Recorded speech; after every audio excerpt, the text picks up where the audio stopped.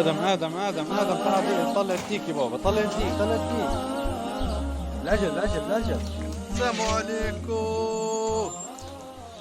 السلام عليكم ورحمة الله تعالى وبركاته. حبايب رجعنا لكم في فيديو جديد. طبعا يا جماعة الخير، اليوم ان شاء الله حنعمل لكم حاجة كتير حتفيدكم. طبعا في ناس كتير قالت لي يا ابو ادم في عنا مشاكل بتواجهنا في تربية الطيور، الا وهي الحشرات.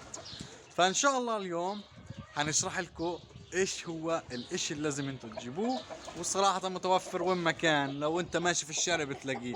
هحط لكم صور، هفرجيكم انه هو من وين ما كان بنباع، وحنشرح عنه والى ذلك. وحنقضي على الحشرات، وبالذات تحت الطيور اللي راقدة على البيض. يعني اي طير راقد على البيض تحتيه حشرات هنقضي عليه بتاتا. فايش مستني؟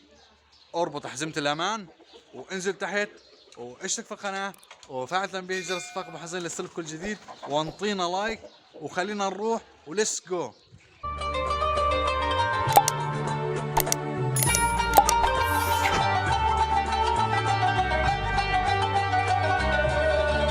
طبعا يا جماعة الخير، اليوم معانا المسحوق السحري اللي انا متعود عليه دائما، الا وهو سوبر راجون. طبعا كلكم عارفينه، في الاخوه في مصر عارفين اللي هو سوبر راجون. طبعا حننتقل على البيوت الرقد تحتيها، تحت الطيور الرقد على البيض، وحنرش للرقد، لانه في اخوه كثير قالوا لي يا ابو ادم عند الرقد في ديدان، وعند الرقد في حشرات وبتاثر على الانثى وبتمتص الدم، وفيها بيكون حشرات سامة او بتنقل امراض، فبنخسر اللي هو الطير، وبنرجع بنقول الطير ليش مات وهو راقد. فهذه هي المشكله، لازم انتم تركزوا على النظافه. طبعا لنيجي نشوف اللي هو الرجون هذا. هان بقول لك سوبر رجون للحشرات، وصراحه للقمل والصراصير والبرغوث والديدان او النمل. وطبعا هو لكل الحشرات. طيب يا ابو ادم هو بيأذي الطير؟ لا، بيأذيش الطير، هو مخصص للحشرات فقط. زي سم العرس سم العرس بيأذيش الطيور. يعني لو تحط للطيور من سم العرس ما بيموتوا، لانه هو التركيبات اللي فيه بس للي بيكون برضع. يعني اي طير بصير لهوش شيء، بس اللي بيكون برضع هو اللي بصير معاه اللي هو وبموت. بالنسبه للسم تبع الجردان تمام. اما بالنسبه لسم الحشرات برضه ما بيأثر بالنسبه للطيور. طبعا لنيجي نفتحها، عباره عن بودر زي ما شايفين، بودر ممكن نحن نرش فيه. طبعا حرش فيه كل جميع طيور المزرعه، وحفرجيكم كيف حنرش تدريجيا. يا جماعه الخير، حنشرح لكم اول شيء على الديوك، كيف بدنا نرش الديوك. طبعا هذا الديك البراعمه ما شاء الله عليه، باينها؟ اه اه طيب يا جماعه الخير، حنبدا انه احنا نرشه. نزل لي تحت يا ادم، نزل على الديك. يلا نزل. نزلت كله. هيا مبين كل شيء، الطاوله وكل طبعا شيء. زي ما شايفين هذا هو الديك البراهمه ما شاء الله عليه. حنبدا انه احنا اهدى يا ادم، صوتك كثير طالع. طيب اهدى. طيب تمام، حنبدا انه احنا نفتح كتال الرش. حيكون من عند الظهر من هان ونعفط، شايفين كيف؟ ومن عند اللي هو الجناح نعفط، ومن الجناح الثاني باين وحنعفط. بس هذا هي، ولا اي حاجه، بس هذه هي العفط. عند اللي هو الدجاج. بالنسبه للدجاج طبعا حنجيب اللي هو دجاجه ثانيه عشان نفرجيكم اكثر. طبعا حنروح نجيب اللي هو الدجاجه هذه هيها، فحنجيبها ونرجع لكم. طبعا يا جماعه الخير، هذه هي الانثى شحبوره، نفس النظام على الجناح بالشكل هذا هيك. طبعا حنروح ننتقل على الرقد بعد ما نخلص، ومن عند الديل من هان وخلص حنرجعها للديك، وحننقل نشوف طبعا يا جماعه الخير حنبدا انه احنا نحط عند الرقد. هو صراحه بيكون اكثر حاجه عند الرقد الديدان، بيكون في الصدر، منطقه الصدر، فبتاثر على الرميه او اي حاجه الطير، بتاثر عليه سلب. هذا شوف يا بابا. طبعا هو برضه ممكن انه يعني الاطفال ممكن هم يرشوا منه عادي جدا، لانه فيش عليه خطوره. طبعا بعد ما رشينا زي ما شايفين رشينا للارضيه وخلص، لانه الديدان بتكون في الارضيه كمان هان مع النشاره واللي انت بتحطه. طبعا بعد ما حطينا لها هنشوف بس الثانيه تقريبا ضايلها ايام قليله وبتفقس، فانا شفتها ما فيش في عندها لا ديدان ولا حاجه، فحنتركها لانه بدناش البودر هذا يأذي الكتاكيت في التنفس اول ما يفقسوا، هدول لسه ضايلهم ايام يعني طويله. تمام. طيب يا بودر، بالنسبه للحمام، هو اساسا للحمام خص، هذا هو الرجون، هو خص للحمام، ولكن احنا بنستخدمه لجميع الطيور. طبعا بالنسبه للكتاكيت كله حنفرجيكم هلقيته، حنمسك معاكم. طبعا خلينا نمسك شويه جوز حمام ونفرجيكم كيف برضه نرش الحمام ونرش الكتاكيت وقديش العمر اللي احنا بدنا نرشه والى ذلك. طبعا يا جماعه الخير حنبدا نحن نحط الزغاليل. انا بكون في دبان في الحشرات. نفس الكلام من عند الديل، نعفط من عند الجناح ومن عند الرقبه وخلصنا. والزغلول نفس الكلام من عند الجناح والديل، نعفط والجناح الثاني ونطيره. نفس الكلام للزغلول الثاني من الجناح، يعني كل الكلام نفس الكلام. شايفين في دبانه طارت اذا لاحظتوا، ومن عند الديل من هان راح اطير دبانة وخلص وطيرة، والله بطير وطلعوا. وطرتنا. طبعا نفس الكلام في كل الطيور، يعني في كل الطيور نفس الكلام. طبعا هلقيت حنفرجيكم عمر الكتكوت اللي بدكم تقدروا انتم برضه كمان تحطوا له الكلام هذا. فخلينا نروح نجيب كتكوت ايوه. وارجع لكم. طبعا انا حطيتهم يا جماعه تحت على اساس انهم يتلاعبوا. ما شاء الله هذول هم الكتاكيت اللي طلعوا معانا، ما شاء الله عليهم. طبعا عمر تقريبا شهر وإشي، مش ذاكر، اللي ذاكر يكتب لنا تحت في التعليقات. فخلنا نشوف كنا نمسكهم ونحط لهم برضه الروجين. ايش يا امير ايش بتسوي؟ طلطه؟ والله انك جدع يا راجل. تو طلنا فكرة امير العبقرية. طب يلا بعد ما طلتوا هات 5 يلا هات 5 جدع. تعال يا ادم نرش هذا نفرجيهم. تمام خلينا ناخذ هذا نرشه عشان نفرجيكم كيف. تمام يلا. وين والله يا كتكوت انت ما شاء الله مستقبلك باهر. طبعا حندهنه بالبطل اللي معانا الروجين سوبر روجين. فحندهنه نفس النظام من عند الجناح من هان هيك، ومن الجناح من هان هيك، ومن عند الديل من عند كان الله الرباط. في السر عليم. طبعا بأسر شيء يا ابو ادم، لا بأسر شيء. خذ روح رجع هذا، خلينا ندهن هذا، ما بأسر شيء. اوعى تقتل ولا حدا، مش ابوي يقول ما بأسر ولا شيء. ها رشنا ومين منهم صراحه ما عندهمش امراض ولا عندهم حشرات، ولكن انا عشان افرجيكم انه الرجون، انا مش بعمل دعايه للرجون، بس انا بقول لكم انا كمان واحد. يا بابا خلص حبيبي، خذ رجع هذا خلص. كمان واحد.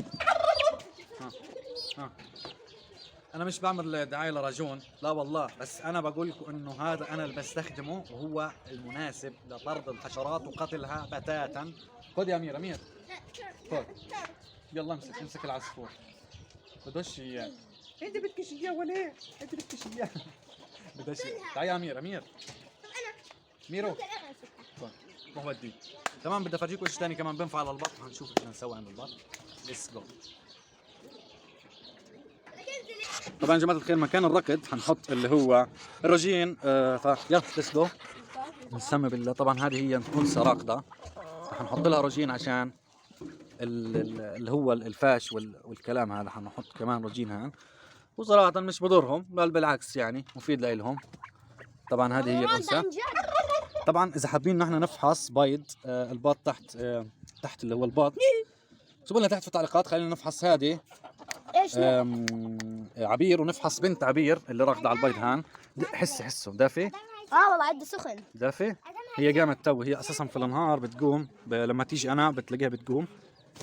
فخلنا نروح نشوف ايش تسوي كمان. ايش بتسوي يا امير ايش بتسوي يا بابا؟ ايش بتسوي يا روح رجع روح قبل ما يستشهد. روح يا بابا.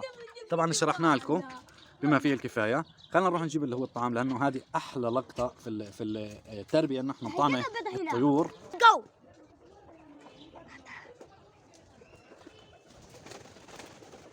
خلينا اعمل.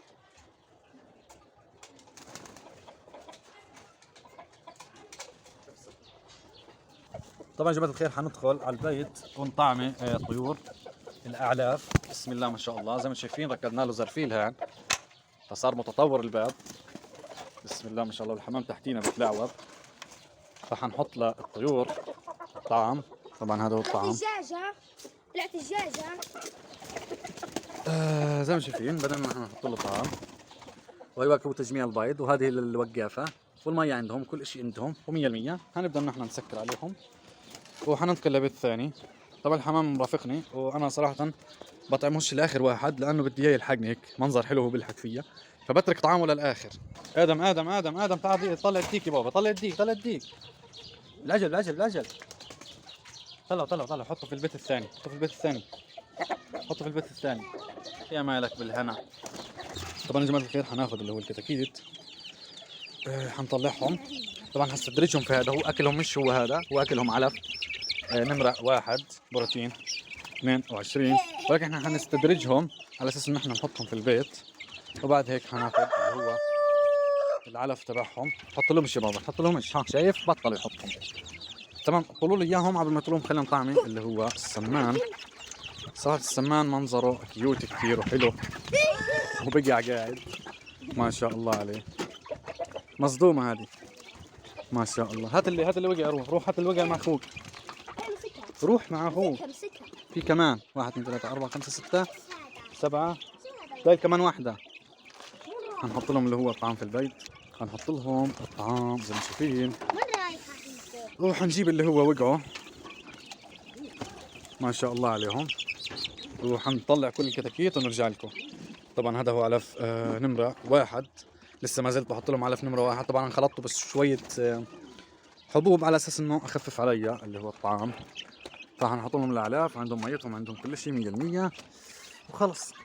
طبعا يا جماعة الخير بهتم بتفاصيل انه كل يوم اطلع الاناس اللي راقدة على البيض تتمشى لو نص او 5 دقائق، مش مشكلة، المهم تتمشى وتتلين هيك لو 5 دقائق كل يوم.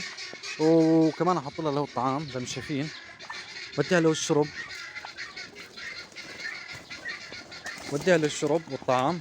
طبعا حنطلع الثانية، ولكن بعد ما نطلع هذه، يعني حنطلع هذه واشربها وارجع لكم. طبعا يا جماعة الخير اتأكد ان هي شربت وعملت حمام، اتأكد زي ما شايفين هذا هو الحمام اعزكم الله. طبعا معلش سامحونا على المنظر، ولكن لازم اتاكد انه عملت حمام، لانه بديش تعمل الحمام على البيض ونخسر ونخرب او نفقد البيض. تمام، بعد ما يعني شربت وطعمتها وخليتها تعمل حمام ومشيت شويه، حنرجعها ثاني على اساس انه تركض على البيض. طبعا هفرجيكم انه هي لحالها شاطره بتطلع، ولكن ثواني افرجيكم انه هي لحالها بتطلع. ثواني اعيد لكم المشهد. يلا روح يلا هين جاي، يلا يا بيضه، يلا يا وزة، يلا اطلع على البيت يلا. تمام يا جماعة الخير، ركضت بعد ما تأكدنا انه هي شربت واكلت وتمشت. حنطلع الثانية. طبعا اختصار للوقت فانا حطلعها وبس مش معاكم. تمام يا جماعة، تمام يا جماعة الخير، اختصارا للوقت حطينا له بالعجل، وحنطعمي كمان الدجاج زي ما شايفين، حنحط له طعام اكثر. طبعا بتجهيزات ان شاء الله هعمل كمان هاملتين، هقول لكم ايش بدي اربي فيهم. طبعا لسه فيهم مشاطيح، هعمل زي سور هنا وحاجات حلوه ان شاء الله في المزرعه. حطعمل اللي هو فلفل وقدوه وفدوه. الدجاج اللي عندي ما شاء الله. وبس حبايبي، بهيك بنكون وصلنا لاخر الفيديو. بتمنى لو عجبك الفيديو تسلخ لايك، لو اول مره بتفوت قناتي يا ريت تعمل سبسكرايب، تفعيل تنبيه الجرس الفائقه بحزين ليصلك كل جديد. حبايبي بنرجع لكم يوم الغد السامع اكثر من الصلاه على النبي. اذكروا الله يذكركم، استغفر الله يغفر لكم، والسلام عليكم ورحمه الله تعالى وبركاته.